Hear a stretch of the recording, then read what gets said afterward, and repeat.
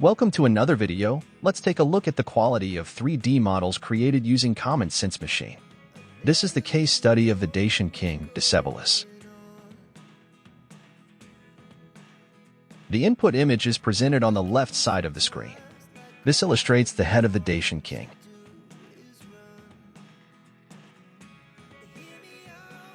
To better highlight the quality of the 3D model, I have exported the mesh and overlapped it on the image used as the input for the 3D generative AI solution.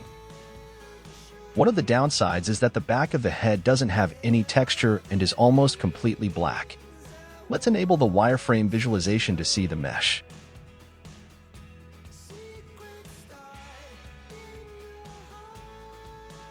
As we can see, there is slight difference to the mustache and the lip shape of the Dacian King.